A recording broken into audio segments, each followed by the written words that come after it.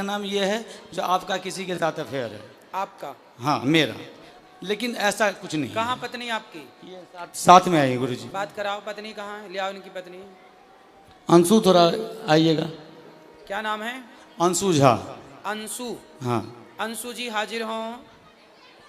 कहाँ है अंशु? ये पीछे बैठी हुई है। मैं अभी जस्ट आया हूँ नोएडा से, तो आपका लरबार लगा हुआ था। कहाँ अंशु? हाथ उठाएं। हाँ अंशु आयुष बुला बुला। दो बालक है हमारे। जल्दी लेके आओ, इस तरफ से जाना। जल्दी जाओ। तो ये ऐसा लगता है जो मतलब बड़ा बेचैनी हो जाती है कभी कभी। चलो बात करके समझाए। कहाँ? हाथ उठाओ अंशु जी।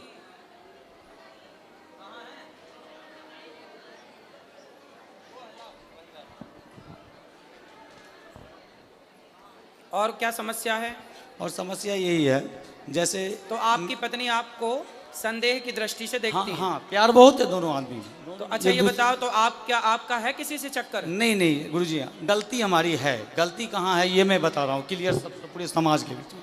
मैं कभी कदाल आपको मदिरा सेवन करता था पहले शराब पीते थे जी। मैंने छोड़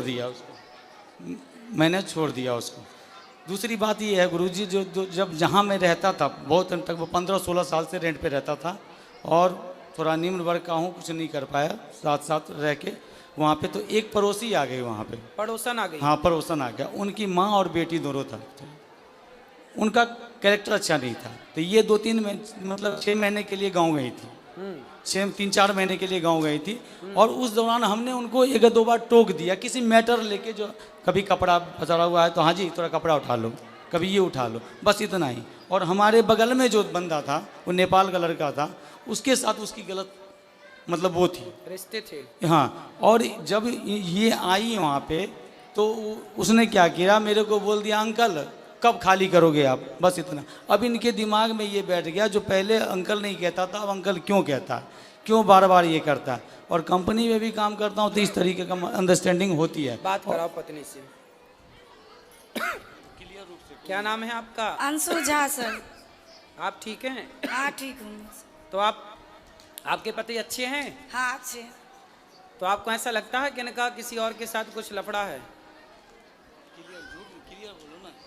सर ऐसा तो नहीं लगता है, लेकिन कभी कभी मतलब लड़की सब जो होती है वो मतलब अजीब जैसा बिहेव करने लगता है, लड़ाई कर होता है घर में वो। तो ये आपसे लड़ते हैं कभी कभी? हाँ हाँ। क्यों लड़ते हो भैया पत्नी से?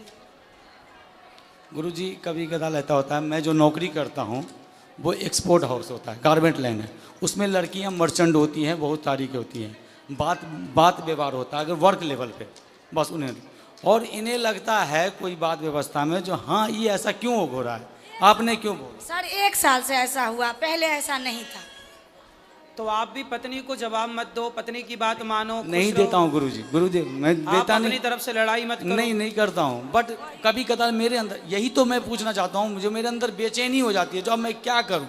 किस चीज की बेचैनी? बेचैनी जो आखिर मैं जिसके लिए इतना कर रहा हूँ, घर में इतना बच्चों हैं, 2 बच्चे हैं हमारे, इतना कर रहा हूँ, अब वहाँ मेरा कदर नहीं हो पा रहा है। मैं तो क्या करूँ, बढ़ जाऊँ क्या? नहीं, कभी कदर कौन नहीं करता? हमारी पत्नी नहीं करती है। बात कराओ। पति की कदर नहीं करती? हाँ करती। ये तो कह रही हैं करते हैं। अब इनका कदर करने का मतलब ये भी उद्देश्य ले, कदर किसे कहते हैं करना? अब बताओ कदर किसे कहते हैं, बताओ ना, परिभाषा दे दो इनको। इसीलिए मन लगा हुआ था ना, हम गुरुजी के पास आए, बताओ कोई दिक्कत नहीं है। वैसे एक बात बताएं, मैं आपको एक बात बताऊं, बात करो पत्नी। देखो ऐसा है बेटा, जो पुरुष होता है ना, कई बार वो गलत नहीं होता, पर कुछ पत्नियां उसे गलत देखती हैं। यदि पुरुष समाज में किसी स्त्री से बात कर ले, किसी लड़की से बात कर ले, तो पत्नी को ऐसा लगता है कि शायद इनके साथ चक्कर है। कई बार जो आप सोचते हैं वो गलत होता है, और इस गलती से पता है क्या होता है, कई बार रिश्ते खराब हो जाते हैं, रिश्तों में दूरियां पैदा हो जाती हैं, आपकी प्रसन्नता गायब हो जाती है, क्योंकि जब भीतर संदेह बैठ जाएगा तो खुश कौन रहेगा। लेकिन आप कई बार जो सोचती हो वो गलत होता है, इसलिए सोचो मत। यदि आप अपनी आंखों से देख लो, यदि आपने ठोस प्रमाण इकट्ठे कर लिए, तो आप बिल्कुल कहो कि हाँ ये व्यक्ति गलत है। पर जब आपने देखा नहीं, किसी के मुंह से सुना नहीं, कोई ठोस सबूत नहीं है आपके पास, फिर आरोप लगाना गलत है।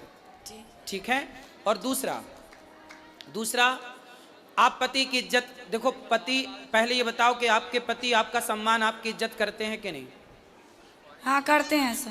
तो आपको भी करना चाहिए कि नहीं?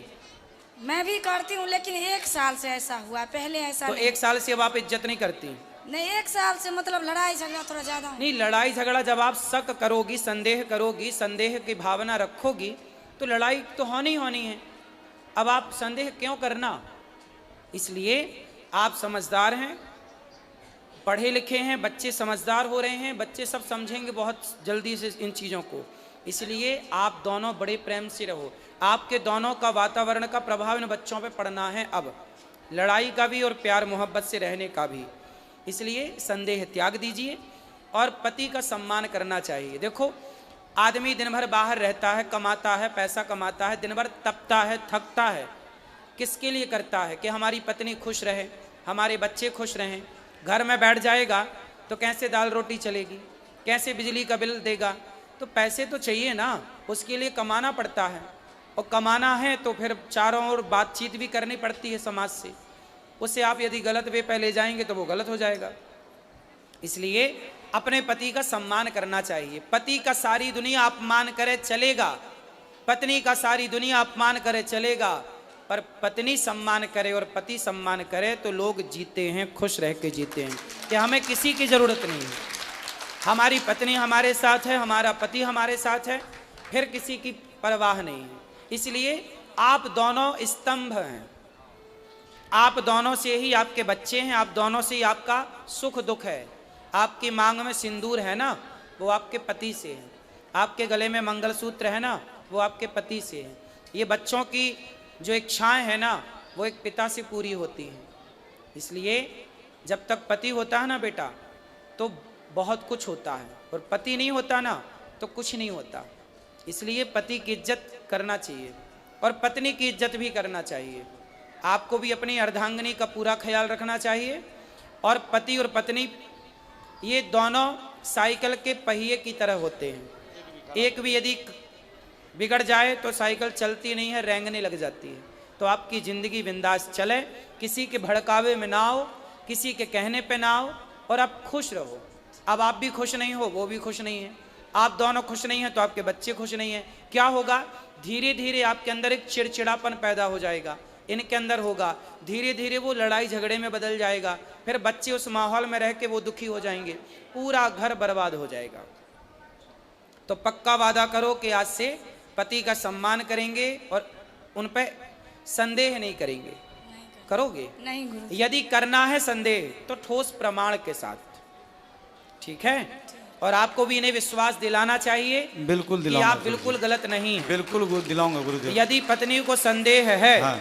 तो पति का धर्म है कि वो उसके उसको संदेह को दूर करे। दूर करना और हर स्टेप कैसे पे दूर करेगा? करूंगा। विश्वास जीत कर करोगे? बिल्कुल करूंगा गुरुदेव, ठीक। क्योंकि यही हमारा जिंदगी है, यही परिवार है। ठीक है गुरु जी के श्री चरणों पे नमन जी। गुरु जी, मैं दिल्ली से आया हूँ और मुझे आए हुए 1 महीना हो गया वृंदावन में। गुरु जी, कारण ये रहा कि मेरी जो धर्मपत्नी है मेरे साथ में है। ये छोटी छोटी गुरु जी हर परिवार में छोटी छोटी बातें होती हैं और अपने घर बता देती है। और हमारी जो सासू माँ है गुरु जी, वो उस बात का बतंगड़ बना के पेश करती है। और जब बात होती है मैं इससे कहता हूँ कि कम बात कर, लेकिन मेरे पीठ पीछे ये बात कर लेती है। और जैसी ही बात होती है गुरु जी, बात का बतंगड़ बन जाता है। और गुरु जी, बात का बतंगड़ ऐसा बना कि एक दिन मेरे ससुराल पक्ष से पूरे के पूरे गुंडे लोग आए और गुरुजी मेरे घर में टीवी तोड़ गए, मुझे पीट गए। और गुरुजी मेरे सिस्टर के बारे में अनाप शनाप बक्के गए, मेरी फैमिलीज के बारे में अनाप शनाप बक्के गए।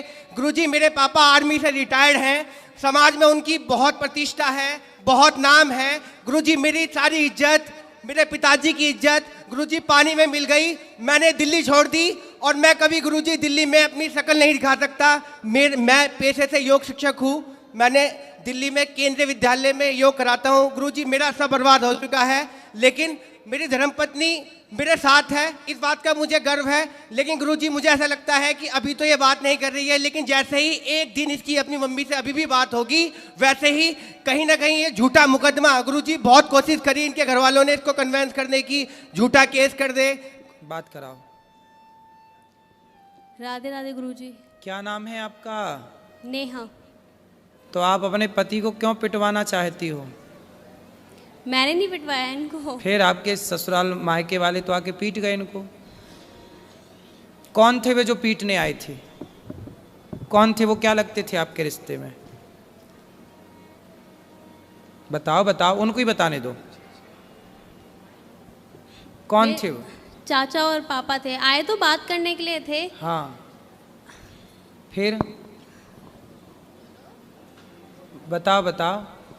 गुरुजी बात हुई, इसके चाचा ने मुझे फ़ोन किया और कह रहा नेहा से बात कराओ, आपने उसे मारा पीटा है। आप इनसे बात कराओ। बेटा देखो, पिता कब तक काम आएगा और चाचा कब तक काम आएंगे। तुम जरा जाके ससुराल अपने मायके में रहने लग जाओगी ना, तो 4 दिन बाद 10 दिन बाद तुम्हारी भौजाई, तुम्हारा भाई ताने मारने लग जाएगा। जी बाप जब तक जिंदा है तब ठीक है, पर एक दिन मरना तो सबको ही पड़ता है। जी। फिर कौन सी भौजाई रह पाई अपने, कौन सी ननंद रह पाई आज तक अपनी भौजाई के पास कि तुम रह लोगी? तुम्हारा भाई है जी गुरुजी। तो भौजाई के साथ सदा गुजार लोगी जीवन? ताने मारेगी तुम्हारी भौजाई, आ गई अपने पति की तो हो ना सकी तो मेरी हो जाएगी, ऐसा ना बोले तो कह देना। बेटा नारी का पति ही सब कुछ है ना।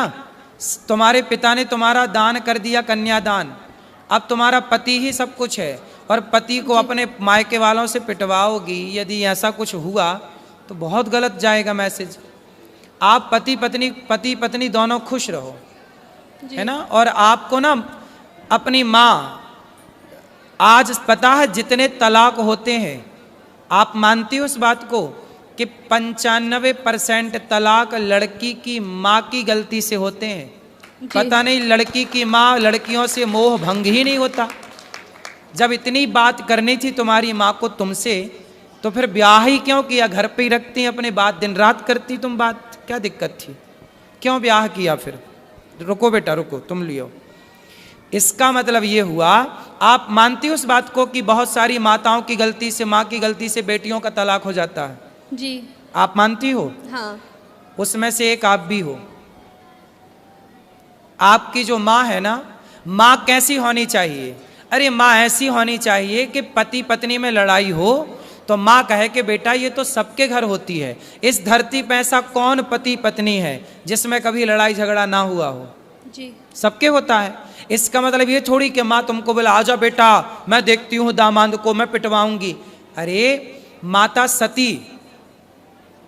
सती अपने पिता के घर चली गई थी, दक्ष प्रजापति के घर, और वहां पर देखा कि मेरे पति का अपमान हो रहा है, तो माता सती सहन ना कर पाई। एक अच्छी स्त्री वो होती है जो कभी अपने पति का अपमान ना करती ना कराती। वो कैसी पत्नी जो अपने पति को अपने पिता और अपने चाचा से पिटवाए? तुम्हारे पिता बिल्कुल धर्म का ज्ञान नहीं रखते क्या? अनपढ़ है क्या? अरे दामाद का पांव पूजा है, जिसका मंडप के नीचे पांव पूजा है, उसे मारने का सोच भी कैसे सकते हैं? थोड़ा रिश्तों में मर्यादा भी तो रखनी चाहिए ना बेटा। ऐसे थोड़ी गुस्साई तो हाथ किस पे उठा रहे हैं ये भी तो सोचना चाहिए। भाई दामाद के पांव पूजे जाते हैं मंडप के नीचे, चाचा ने भी पांव पूजे होंगे, और आज वो चाचा आके मार के चला गया, तुम्हारे कारण तुम्हारा पति पिट गया, तो क्या ये तुम अच्छी नारी का परिचय दे रही हो? ऐसे रिश्ते नहीं बेटा। देखो पति सर्वोपरि है, स्त्री के लिए बताओ, स्त्री के लिए माँ बाप भी सर्वोपरि है, माँ भी सर्वोपरि है, ठीक है, पर अब तो आपका विवाह हुआ तो पति सर्वोपरि है ना। जी। फिर तो आपके पति के साथ आपके परिवार वालों ने सही किया कि गलत किया? गलत किया। फिर आपने बोला नहीं उनको? आपने बोला नहीं अपने पिताजी अपने चाचा जी को कि तुम्हें शर्म नहीं आई? कितने साल हो गए शादी की? बात कराओ। 3 साल होंगे अभी 14 नवंबर को। 3 साल में ही पति को कुटवा दिया? गलत किया ना बेटा तुमने। ऐसे समझा दो अपने पिता को और अपने चाचा को, बोले ये जो तुम्हारी ताकत हमारे पति को मारने के लिए लग रही है ना, ये दीन दुखी की सेवा में लगाओ, कुछ दीन दुखी को भोजन पानी कराओ। ताकत है, रावण जैसों की लंका जल गई बेटा। ताकत घमंड तो रावण का नहीं चला। तो बोल देना अपने चाचा को और अपने पिता को, जी गुरुजी। है ना, कि मेरे पति को आप सुनो, आपका धर्म है कि आपको पति की तरफ खड़े होकर बोलना चाहिए, चाचा मेरे पति की तरफ आंख उठा के मत देख लेना, ये आपका धर्म कहता है। ठीक है। ठीक है, तो आप किसके साथ हो, माँ के पक्ष के पति के साथ? इनके साथ। तो पति आपके शराब पीते हैं? नहीं। गलत है? नहीं। आपको प्यार करते हैं? बस एक्सेस बोलते हैं, बहुत ज्यादा एक्सेस बोलते हैं, जरूरत से ज्यादा बोलते हैं। अभी बेटा शादी के 3 साल हुआ है, 3 साल में ना बेटा आम का पौधा लगाओ तो उसको भी 5 साल लगते हैं तब वो फल देता है। क्यों जी, आम का पेड़ कितने साल में फल देता है? 5 साल में। बेटा भी तुम्हारी शादी के 3 साल हुए हैं, शादी को थोड़ा मैच्योर तो होने दो, रिश्ते को पकने तो दो। जब पकेगा, जब एक दूसरे को समझोगे, अब तुमने उसे ऐसा करा दिया तो उसके अंदर तुम्हारे प्रति क्या श्रद्धा रहेगी? अब तुम हमें पिटवाओ और फिर हमसे उम्मीद करो कि हम तुमसे प्यार करें और तुम्हारा सम्मान करें। बेटा सम्मान दोनों तरफ से होता है, जब तुम सम्मान करोगी ना तो हम भी करेंगे, और तुम हमें गाली दोगी तो फिर हमसे सम्मान की कामना मत करना। ठीक है गुरुजी, एक बात और कहनी थी। और सुनो, तुम भी कितना बोलते हो पत्नी को, क्यों इतना उल्टा सीधा बोलते हो? गुरुजी मैं ऐसा कुछ नहीं बोलता, मैं बस ये बोलता हूँ कि बस अपनी मम्मी से उतना ही बात कर गुरुजी, मैं कभी जानने को मना नहीं माँ करता। से बात करती है बेटी, इसमें बुराई क्या है? माँ से तो हर बेटी बात करती है। और गुरुजी अभी मैं- शादी के 3 साल हुए हैं, थोड़ा अभी तो उस घर से निकल कर इस घर में आई है, उसको भी तो थोड़ा मौका दो। गुरुजी कॉलोनी में ये बोलती है कि मैं हिजड़ा हूँ, कौन बोलता है? इसकी मम्मी, और हमारी बच्ची हो गई, पूरी कॉलोनी में ये बोलती है ये दवाई खा खा के। गुरुजी पता नहीं क्या क्या बोलती है। गुरुजी मेरे को इतनी शर्म आती है कि मैं गुरुजी बता नहीं सकता, आप पूछो गुरुजी। क्यों बात कराओ, तुम अपनी माँ को बताओ ना बेटा, है ना? तुम्हारी माँ ऐसा बोलती हिजड़ा है, ये सब नहीं बोलना बेटा। माँ को समझाओ कि माँ तुम अपना काम करो। गुरुजी मैं आपसे एक बात पूछना चाहती हूँ कि क्या कोई माँ बाप ये चाहेंगे मेरी लड़की का घर टूट जाए? कोई माँ बाप नहीं चाहते गुरुजी। बेटा बहुत माँ बाप की गलती से ही टूटता है, ये क्यों नहीं सोच रही हो? नहीं वो बात आपकी ठीक है, लेकिन वो नहीं चाहते। कुछ ऐसे रीजंस रहे हैं, कुछ ऐसी बातें रही हैं कि उनको ये स्टेप, मैं मानती हूँ कि ये चीज़ गलत थी, उनको नहीं करना चाहिए था, ये बहुत गलत था, लेकिन मुझे नहीं पता क्या सोच के उन्होंने ये किया। लेकिन आप इस बात से एग्री हो ना हो, 95% तलाक भारत में लड़कियों के माँ बाप की गलती, और माँ बाप अपनी बेटी को सही गाइड नहीं करते। कई बार क्या होता है मैं आपको बताऊं, जी पति पत्नी में लड़ाई होती है ना, पत्नियां भाग जाती हैं मायके, फिर पति फोन लगाता, अच्छा सॉरी हम अब तुमसे बात करेंगे, गलती हो गई, अब नहीं तुम्हें डांटेंगे, नहीं बोलेंगे। माँ बोलती है नहीं, दामाद तो नाक रगड़ता हुआ आएगा तब भेजूंगी। अब दामाद आता है तो माँ फिर भी नहीं भेजती। अब बताओ ये माँ की गलती है? हाँ ये गलती है, लेकिन ऐसी बहुत माएँ हैं इस धरती पे। है गुरुजी, लेकिन कुछ गलतियां इनकी भी हैं। बिल्कुल ये भी होंगी, गाली देती है, इनकी भी गलतियां होंगी। ये भी गाली देते हैं माँ बाप को। भाई माँ बाप तो माँ बाप है ना गुरुजी, चाहे कैसे भी है लड़की के ही, लेकिन है तो माँ बाप ही। इनको गाली देने का क्या राइट बनता है? बिल्कुल। क्यों तुम गाली देते हो इनके माँ बाप को? गुरुजी वो दारू पीते हैं। कौन? और इसके जो पिताजी अरे हैं तो वो अपने पैसे से पीते हैं गुरुजी, तुम्हारे। दारू पी के वो गाली गलौज करते हैं अरे गुरुजी। तो करने तो कुत्ता भौंके, तुम मुंह में टेप लगाने जाओगे क्या? गुरुजी मैं पढ़ा लिखा शिक्षित और मैं योगा टीचर, मैं तो गुरुजी लोगों को ज्ञान और देता हूँ योग का, मैं अरे गाली नहीं देता। तो सारा संसार दारू पी के गाली दे रहा, तुम सबका ठेका लेके बैठोगे? गुरुजी मैं ब्लॉक कर देता हूँ उनको कि कॉल मेरे से बात ना हो, तो फिर वो ये बोलते हैं कि नंबर यहाँ ब्लॉक पे कर आप देता भी है। गलत हैं। सास ससुर को गाली क्यों दोगे? मैं- भाई सास ससुर पत्नी के माता पिता आपके भी माँ बाप हैं। जितने आपके लिए आपके माँ बाप प्रिय हैं, ऐसे उतने ही उस लड़की के लिए उसके माँ बाप प्रिय हैं। इसलिए हर लड़की को अपने माँ बाप से प्यार है, हर लड़के को अपने माँ बाप से प्यार है, इसमें बुराई क्या है? और आप कौन होते हैं उनके माँ बाप को गाली देने वाले? नहीं गुरुजी मैंने कभी स्टार्टिंग में कभी कुछ नहीं बोला। वो फोन करते हैं, बेटी से बात करा, मैं कराता हूँ, फिर दामाद से बात करा, और एकदम से अब शब्दों का यूज करने लगते हैं गुरुजी। कोई बात नहीं, वो भी तो तुम्हारे माँ बाप हैं। जैसे माँ बाप की 2 डांटें सुन लेते हो, सुन लिया करो। रिश्ते थोड़ा सहनशीलता से चलते हैं, 2 बातें तुम सुन लो, तुम काहे इतना हाइपर हो जाते हो?